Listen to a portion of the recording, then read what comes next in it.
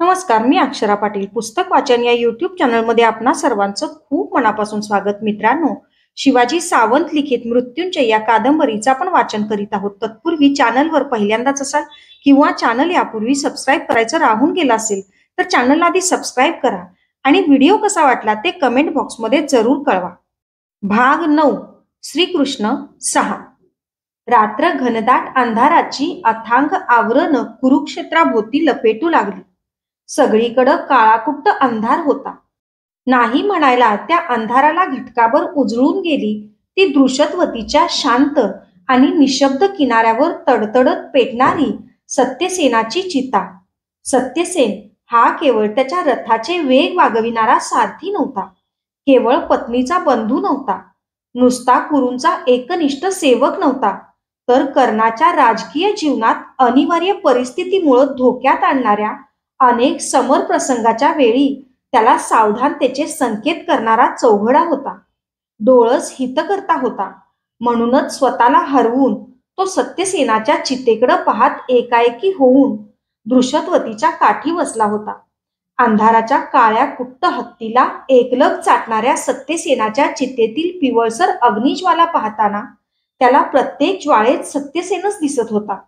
अपरात्री खांद्यावर घडा घेऊन गंगेच्या नीरव काठी गाठ पडलेला, कवच कुंडल दान करून अनेक मर्मभेदी अभिशापांची मरणप्राय अवजड गाठोडी पाठीशी मारून वचनांचं मुक्त दान करीत साक्षात तेजाची खान असूनही केवळ अतिसामान्य जिनस साहत जगत तो येथवर आला होता. हाती राखलेली शेवटची निर्वाणीची वैजयंती शक्तीही घटोत्कचावर फेकून तो आता पुरता रिकामा झाला होता. एकाकी झाला होता. पण या एकाकीपणातही त्याच्या उभारीच्या जातिवंत वीर मनाची साधना आणि सूर्य आराधना यांनी उजळून निघालेल्या दिव्य आत्मिक तेजाची एक अजोड आणि अशरण उर्मी त्याला सतत धैर्य देत आली होती. ही उर्मी हेच त्याचं संपूर्ण जीवन होतं. जेव्हा जेव्हा तो चापातून सुटलेल्या बाणासारखा झेपावत गेला तेव्हा तेव्हा या एकाच आत्मिक उर्मीच्या जोरावर आपण कुठल्या तरी महान तेजाशी निगडीत आहोत. आपल्या अंतरंगात सुप्तपणे काहीतरी दिव्य प्रेरणा देत आहे ही इतर कुणालाही न लाभलेली दुर्मिळ जाणीवेची तार त्याच्या जीवनाचं संगीत गुंफत आली होती. खरोखरच तो समजून घ्यायला अतिशय अवघड होता. त्याच्या जीवनाचे दोन स्पष्ट भाग होते. सूर्यकेंद्राशी गूढ जाणीवेच्या सूक्ष्म धाग्यांनी निगडीत असलेला त्याचा उच्चात्मा आणि भोवतीच्या सामाजिक जगाशी दैनंदिन निगडीत असलेलं त्याचं शरीर आणि मन.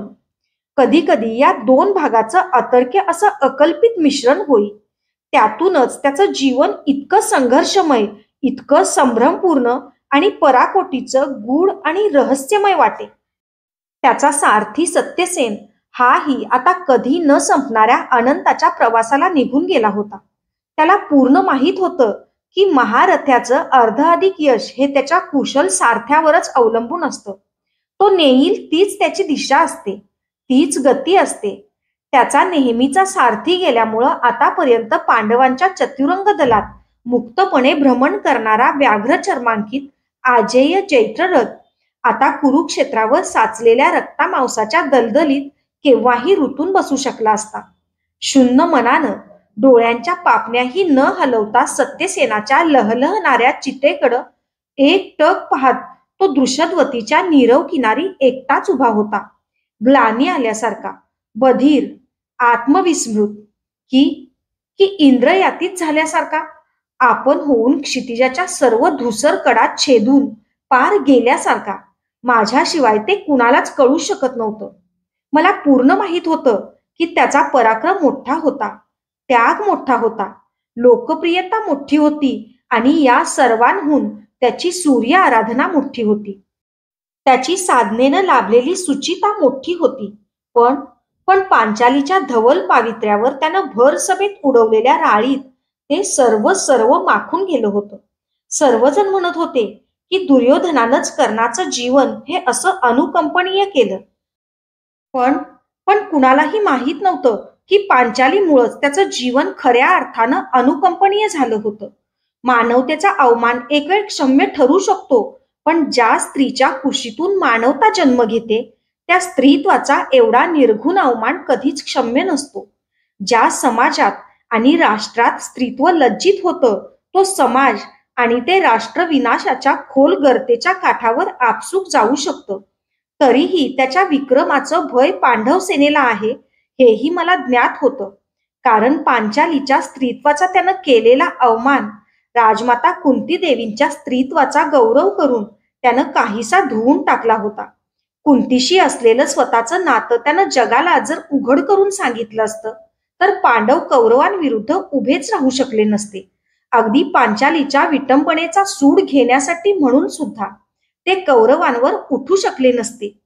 स्वतःच्या पुत्राचा जन्मताच अश्वनदीत त्याग करणाऱ्या त्या मातेच्या लौकिकाचा ती वैभवाच्या शिखरावर असताना खरा जर कोणी सांभाळ केला असेल तर तो कर्णानं, आणि तोही स्वतःची सर्व प्रकारची शारीरिक, मानसिक आणि आत्मिक कोंडी पत्करून भर सभेत पांचालीची विटंबना करून ओढवून घेतलेलं पाप त्यानं कुंतीसारख्या महान स्त्रीचा गौरव या प्रकारे राखून अंशतः धुवून काढलं नव्हतं काय?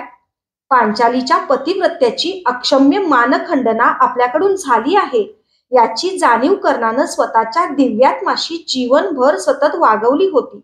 माझ्याजवळ त्यानं पांचालीसाठी आवर्जून निरोप दिला होता. शक्य असल्यास मला क्षमा कर म्हणावं. हिरण्यमयीनं सांगितलेली पांचालीची कर्णाबद्दलची मोहकामना आणि 2-2 महिन्यांची 6 जणांची वाटणी त्यानं वृषालीच्या तोंडून ऐकली नव्हती काय? तरीही तो कौरवांच्या पक्षाकडून समजून उमजून समरांगणात उतरला होता. प्राणाचं मोल देणार होता. एका अर्थानं हा पांचालीच्या विशेष प्रकारचा गौरवच नव्हता काय? आणि म्हणूनच मी जाणून होतो की अशा या कर्णाचं शौर्य पांडवांना या स्थितीतही भीतीदायक होतं. काहीसा निर्धार करून कर्ण पाषाणावरून उठला. अंधारातून न दिसणाऱ्या पूर्व क्षितिजाकडं त्यानं उगाच लवभर एकटक पाहिलं. एक दीर्घ निश्वास सोडून तो आपल्या शिबिराकडं शांतपणे निद्राधीन होण्यासाठी वळला. इतक्यात दादा अशी एक हृदय थरकवणारी आर्त किंकाळी दृश्यवतीच्या पात्रासह सभोवतीच्या सघन अंधाराला चराचर चिरत गेली. ती ऐकून सत्यसेनाच्या चितेतील ज्वाला सुद्धा क्षणकाल थरथरल्या. ती वृषाली होती, सत्यसेनाची बहीण, कर्णाची बहीण. सत्यसेन पडल्याची वार्ता अश्वसात पाठवून अश्वत्थाम्यानं तिला हस्तिनापुरात कळवली होती. ती ऐकताच कुणाचीही वाट न पाहता सारथ्य कर्मात निपुण असलेली ती सारथी स्त्री आपल्या बंधूच्या अंत्यदर्शनासाठी बांध फुटलेल्या नदीसारखी स्वतःच रथ घेऊन सुसाटपणे हस्तिनापुराहून निघाली होती. अंगावरचं वस्त्र पेटल्यासारखी ती सत्यसेनाच्या पेटत्या चितेकडं सुसाट धावत होती. तिला न पाहताही तिच्या केवळ किंकाळीवरूनच तिला सहज ओळखलेल्या कर्णाचं स्मृतींचं सरोवर एकदम उसळलं गेलं असावं. एकच एक विचाराचा भोवरा त्याच्या मस्तकात आवर्त घेत भ्रमण करीत असावा. सुतपुत्र, सुतपुत्र. त्याचा अबोल अचलपणा, निशब्द निशब्दपणा सर्व सर्व तिला पाहताच क्षणात कुठच्या कुठं दूर पळालं. आवेगानं पुढं होत सुसाट धावणाऱ्या आपल्या भानरहित प्रिय पत्नीला त्यानं आपल्या भक्कम बाहूंच्या बळकट कवेत घेतलं. कितीतरी विविध भावनांची थरथर त्या मिठीत सामावली होती. अंगराज, अंगराज म्हणत ती आपलं कुंभासारखं गोल मुख त्याच्या विशाल छातीवर थडाथड आपटू लागली. खऱ्या अर्थानं ती कर्णपत्नी होती, कुटुंबवत्सल होती, प्रेमळ होती, इतरांसाठी तळमळणारी होती, त्यागी होती. श्रमशांत झालेलं मस्तक तिनं त्याच्या विशाल छातीवर विसावलं. त्यांचं ते विचित्र मानसिक अवस्थेतील गाढ आलिंगन पाहायला भोवतीच्या काळ्या कुट्ट अंधारालाही डोळे फुटले होते. दृशद्वतीच्या संत लाटाही उसळत होत्या. कुरुक्षेत्राचं समरांगण सजग होत होतं. तरी तो मात्र काहीच बोलत नव्हता. तिच्या टपोऱ्या डोळ्यातून पाझरणारी अश्रूंची संततधार त्याच्या थंड पडलेल्या, शांत झालेल्या क्षितिजावर गेलेल्या मनाला पुन्हा पुन्हा पेटवीत होती. चितेच्या ज्वालात क्षणकाल तळपून पुन्हा अदृश्य होणारे त्या दोघांचे गदेच्या शिरोभागासारखे गोलच गोल चेहरे एकच एक झाले होते, एकमेकात विरून गेले होते, लय पावले होते, एकरूप झाले होते. त्याच्या थडाथड उडणाऱ्या रक्तमय धमन्यांचं स्पंदन तिला अबोध सांत्वन देत असावं. उद्या एकतर अर्जुन या सर्वोत्वार कुरुक्षेत्राला कायमचा कवटाळी, नाहीतर नाहीतर तुझा पती सूर्यबिंबाचा सुयोग्य सन्मार्ग स्वीकारी.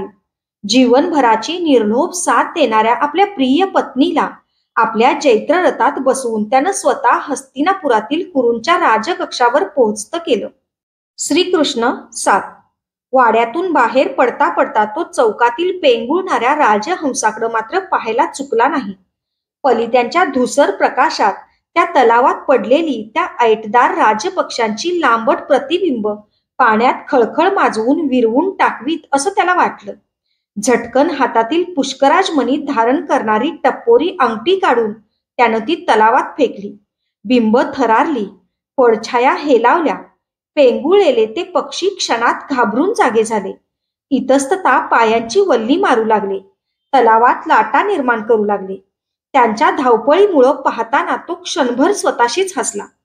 झपाझप पावलं उचलीत शिबिराकडे येण्यासाठी कुरूंच्या त्या भव्य राजकक्षाच्या प्राकाराचं प्राचीन महाद्वार ओलांडू लागला.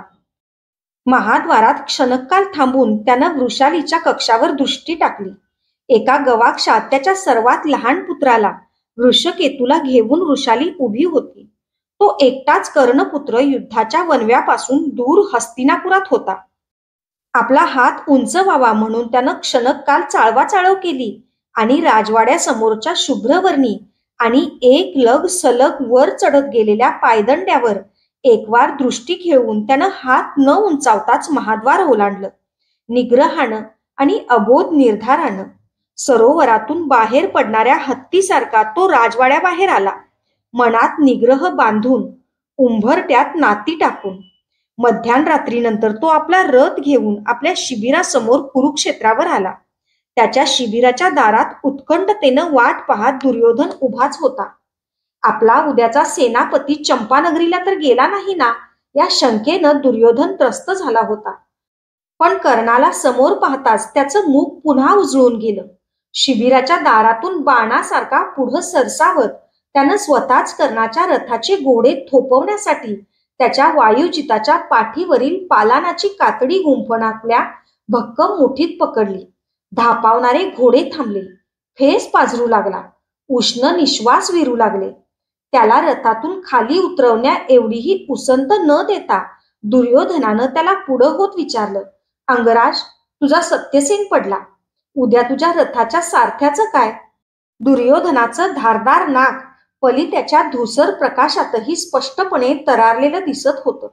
युवराजा, मला एक कुशल असा प्रामाणिक सारथी दे, म्हणजे उद्या माझा रथ वाऱ्याचाही गर्वहरण करणाऱ्या गतीनं सम्रांगणावर स्वैर धावताना तुला दिसेल.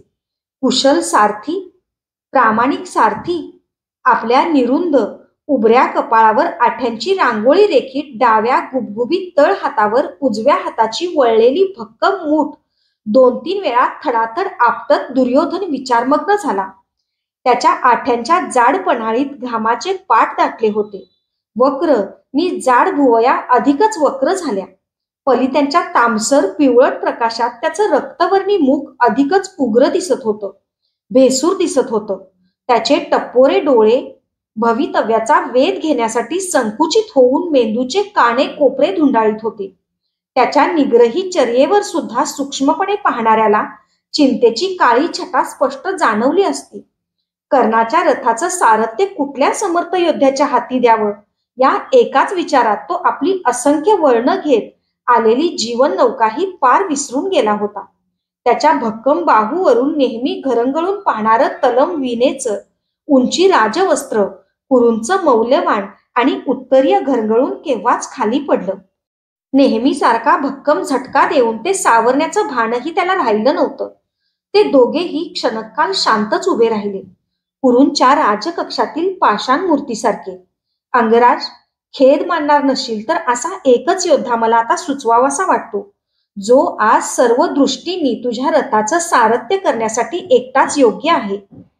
दुर्योधनाची पाषाण मूर्ती बोलकी झाली. कोणता? कर्णानं शिरावरचा मुकुट आणि अवजड लोहत्राण काढून ते तबकात ठेवलं. त्याचे कुरल दाट सोनेरी केश शरदातल्या पक्षांसारखे विमुक्त विखुरले. भरगच्च मानेला लोहत्राण ठेवताना तीच मोहक वळी पडली. मद्रराज शल्य. दुर्योधनानं आपला बळकट उजवा हात त्याच्या विशाल खांद्यावर चढविला. शल्य, राजा, तू विसरतोस की शल्य हा पांडवांचा मामा आहे, राजमाता माद्री देवींचा सख्खा बंधू आहे. हे युद्ध द्यूतातून निर्माण झालं असलं तरी या निर्वाणीच्या वेळी तरी तू द्यूताचं युद्ध आता पुन्हा खेळू नकोस. त्यानं आपले कानाकडं निमुळते होत गेलेले निळे डोळे ताणले. सोनेरी कपाळावर आठ्यांचे वेग आखडले. कर्ण, शल्याला या युद्धापूर्वीच मी सर्व राजांहून वेगळी अशी मानाची वागणूक दिलेली आहे.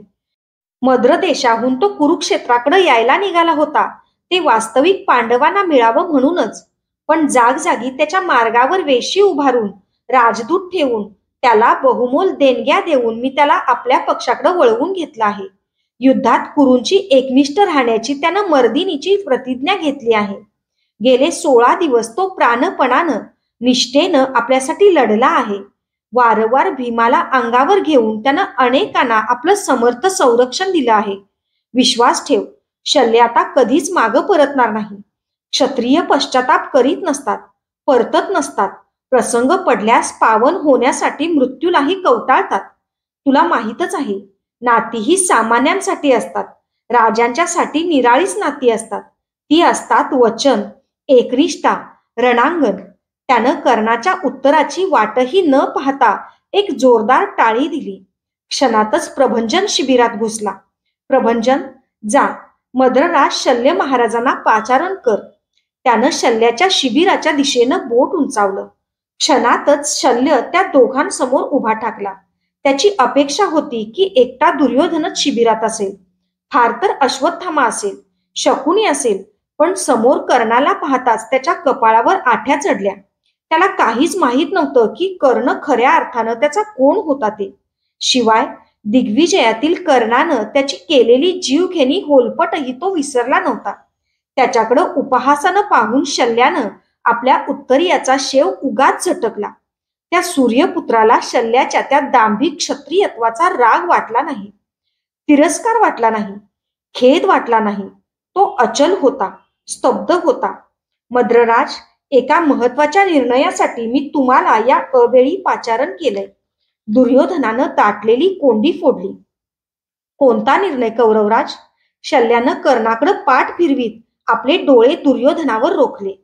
उद्याच्या दिवसाचं सर्व यश आता केवळ तुमच्याच हाती आहे. घारे डोळे रोखत दुर्योधनानं शल्याला घेरलं. माझ्या? ते कसं काय? शल्यानं बोलण्याचा रोख न कळल्यामुळं आठ्या वाढवीत विचारलं. मद्रराज, उद्या कुरूंच्या सेनापतीच्या महारथाचं सारथ्य केवळ तुम्हीच करू शकता. दुर्योधनानं बळकट हात शल्याच्या खांद्यावर चढविला आणि त्याच्या मनाचा अंत घेण्यासाठी त्याच्यावर घारे डोळे रोखले. युवराजा, ही 2च अक्षरं मोठ्यानं उच्चारून शल्य क्षणभर शांत झाला. क्षणात कर्णाकडं तोंड वळवून तो सारथ्यानं घोड्याच्या शेपटीतील विरूप दिसणारे केश तटातट उपसावेत तसे शब्द ओतू लागला.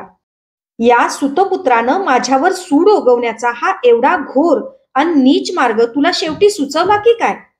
पांडवांवर न उगवता आलेला प्रतिशोध तो तुझ्या मध्यस्थीनं आता माझ्यावर उगवू पाहतोय काय?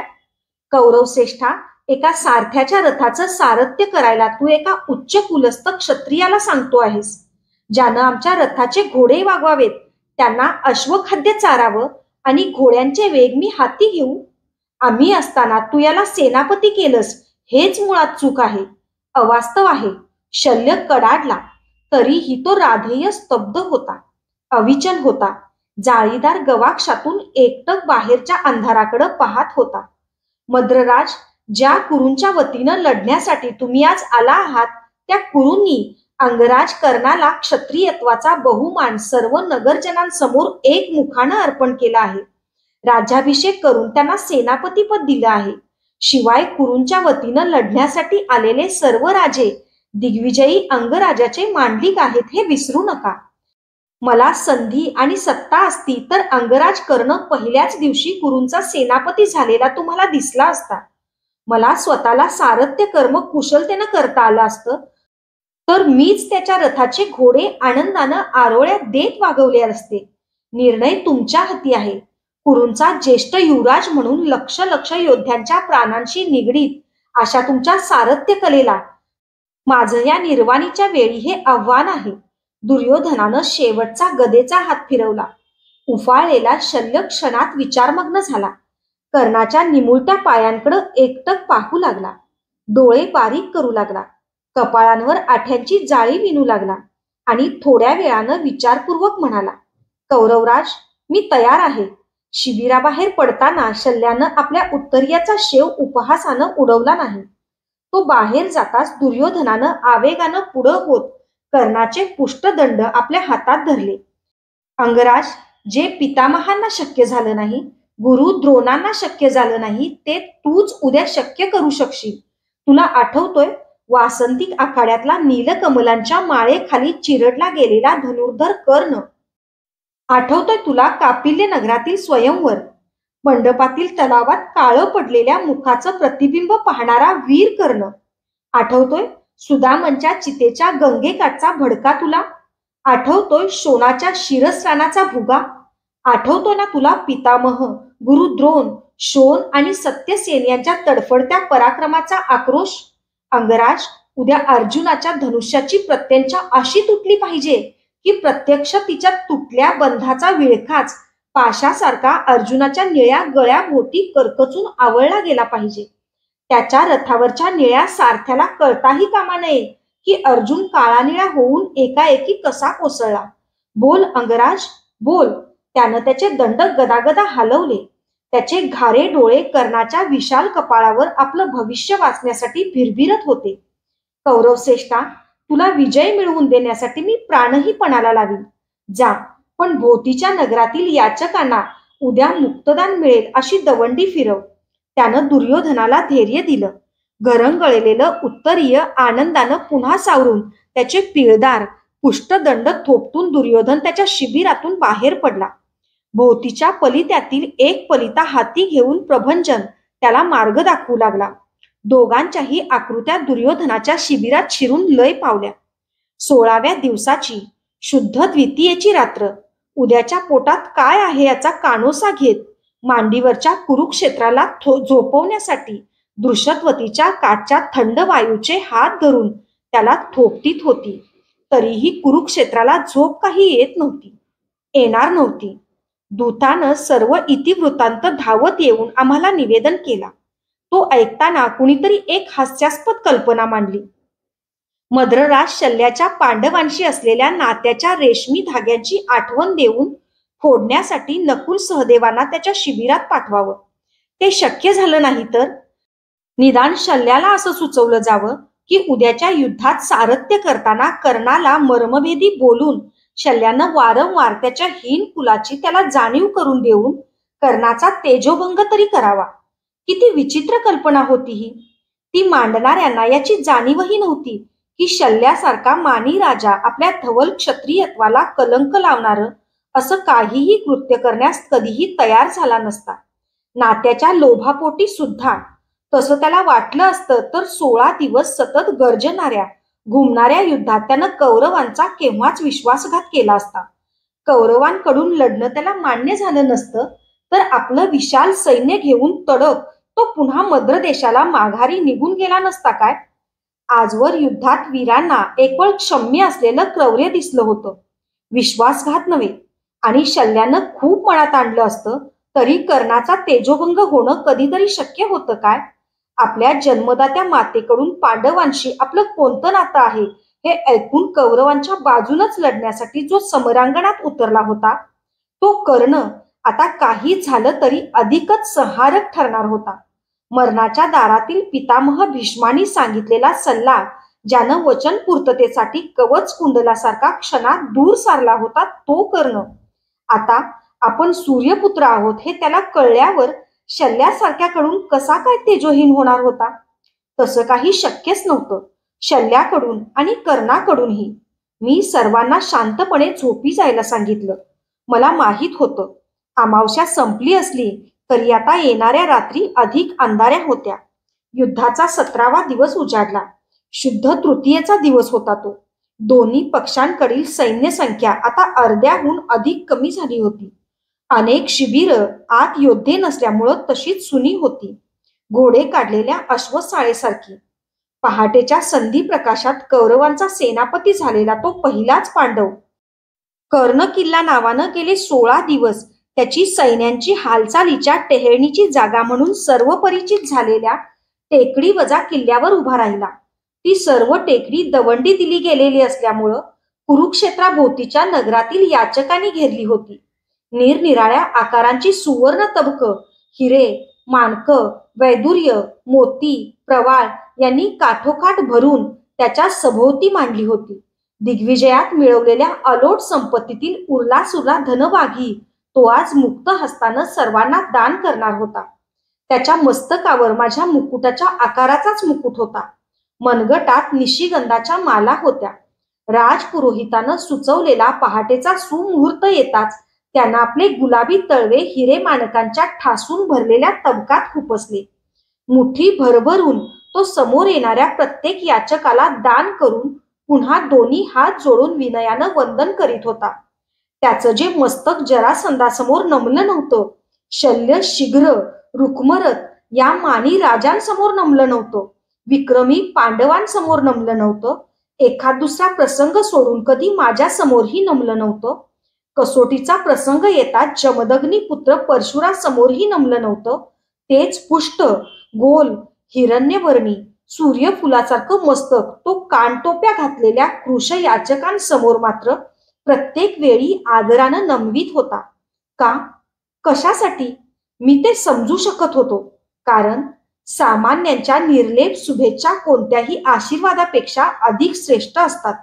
तो आता सामान्यांचे आशीर्वाद घेत होता, एक अशरण योद्धा म्हणून.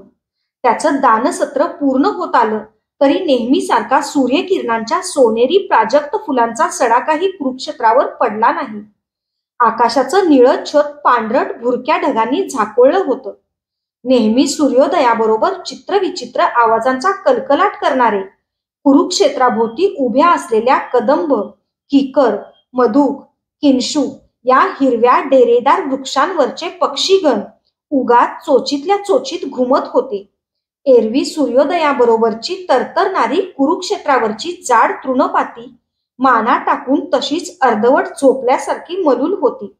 त्यांच्यावरचे शारदीय दवबिंदू चमकत नव्हते, चमकणार नव्हते, कारण वातावरण कुंद होतं. धन्यवाद. अशाच नवनवीन आणि विविध विषयांवरच्या कथा, कविता आणि पुस्तकांसाठी पुस्तक वाचन बाय अक्षरा पाटील हे चॅनल सबस्क्राईब करा आणि व्हिडिओ कसा वाटला ते कमेंट बॉक्समध्ये जरूर कळवा. थँक्यू.